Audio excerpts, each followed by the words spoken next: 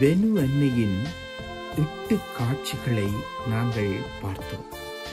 பெனு அன்னை பெல்ஜியத்திலே ஸ்பிரிமோன் என்னும் இடத்திலே பெனு என்னும் சிறு கிராமத்திலே அன்னையானவள் மரியட் என்னும் சிறுமிக்கு 8 தடவை காட்சி கொடுத்தாள்.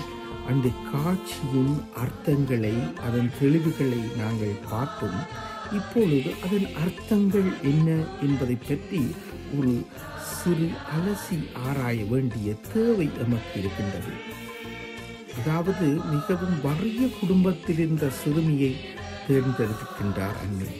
நானே ஏழைகளின் கன்னிகை இன்னும் உமது அன்னையாலேயே தன்னை குறித்து உமக்கு வழங்கப்பட்ட பெயர் போன்றது. நற்செய்தியானது ஆச்சரியமான வகையில் வெளிப்படுத்தும் ஏழ்மையையும் எளிமையையும் ஏழைகளின் திருச்சபை என்று தன்னை அழைக்க விரும்பும். உண்மையாகவே உலகின் பெரும்பாலான பகுதிகளில் ஏழ்மையாகவே இருக்கின்ற திருச்சபையின் ஏழ்மையையும் எளிமையையும் வெளிக்காட்டுகின்றது. அடிக்கடி செபிக்க வேண்டும் என்று வலியுறுத்துகின்றார். கடுமையாக செவி 3 முறை திரும்பவும் கூறப்படுகிறார். ஏனையவற்றிற்காக மேலாக லூக்காஸ் நற்செய்தியில் வருத்துவது போல இயேசு கிறிஸ்துவின் பெருந்துரையை மீண்டும் கூறுகிறது. எமது செப வாழ்வு எல்லாவற்றிற்கும் முக்கியமானது. நான் ஒரு சிட்ட ஆலயத்தை விரும்புகிறேன் என்று அன்னை வெளிப்படுத்தி எளிமையை எங்களுக்கு ஆழமாக தந்து ஆழமாக செபி என்பதை இந்த இடத்தில் எம்மோடு விட்டு செல்கின்றார். இந்த நீரூற்று அனைத்து இனங்களுக்கும் சொந்தமாக்கப்பட்டது என்று கூறுகிறார். நான் துன்பங்களை நீக்கவே வருகிறேன். நோயாளர்களும் துன்புறுவோரும் அனைவரும் நற்செய்தியின்படி இயேசுவின் நெருங்கிய தோழர்கள் ஆவார். இவர்களுடைய உயர்வுக்கு ஆற்ற வேண்டிய பணிகளை அனைத்து காலங்களும் திருச்சபை ஏற்படுத்தி இருக்கிறது. அதாவது என்னில் நம்பிக்கை வை, நான் உன்னில் நம்பிக்கை வைக்கிறேன் என்று தனது காட்சியில் கூறுகிறார். நான் உங்களோடு இணைந்து இருப்பது போல நீங்கள் என்னோடும் இணைந்து இருங்கள் என்று யோவான் கூறியது போல மீட்பின் எதிரொலிக்கின்ற வார்த்தைகள் அங்கே எதிரொலிக்கின்றது.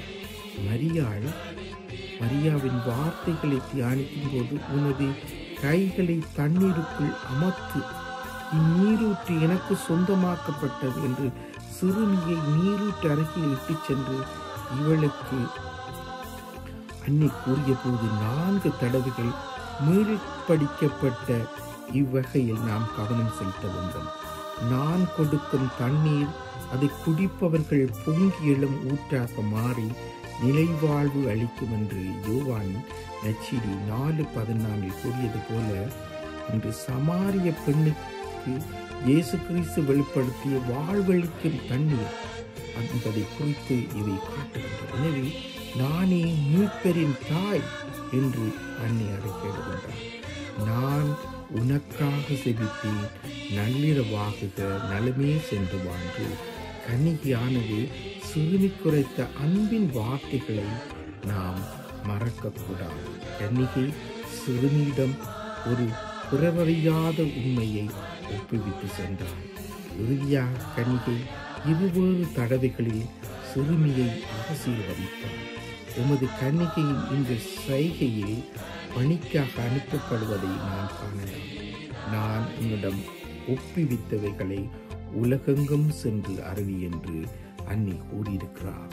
அதே விடயத்தை தான் புலம்பெயர்ந்த மக்களாகி எம்மிடமும் அன்னை விட்டு செல்கின்றார். என்னென்றால், நான் ஏழைகளின் கன்னிகை, இந்த நீரூற்று அனைவருக்கும் சொந்தமானது.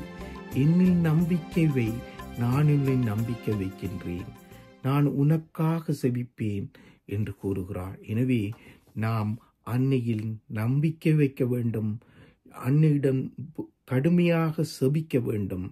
எனவே நம்பிக்கை வைத்து கடுமையாக செபிக்கும் போது, அன்னையின் நீரூற்றில் இருந்து வழிபடும் போது நிச்சயமாக எங்கள் துன்பங்கள் தீரும் என்பதை அன்னை அறிக்கையிட்டு சென்ற இடம்தான் பெனு அன்னை காட்சி கொடுத்த 8 தடவை காட்சி கொடுத்த வரலாற்று முக்கியத்துவம் வாய்ந்த செய்தி துளிகளாக இருக்கிறது. எனவே புலம்பெயர்ந்த ஒவ்வொருவரும் அன்னையிடம் பதம் பணிந்து எங்கள் குறைகளை தீர்ப்பதற்கும் மற்றவர்களுக்காக செபிப்பதற்கும் புனிதம் நிறைந்த அந்த நீரூற்றில் சென்று மன்றாடுவோம், செபிப்போம்.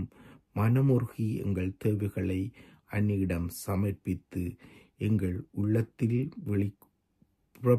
பிரச்சனைகளை வெளிக்கணர்வோம். நிச்சயம் அன்னை ஆறுதல் தருவார் என்று கூறி இந்த காட்சியின் கருத்துக்களோடு நிறைவு செய்கின்றேன். நன்றி.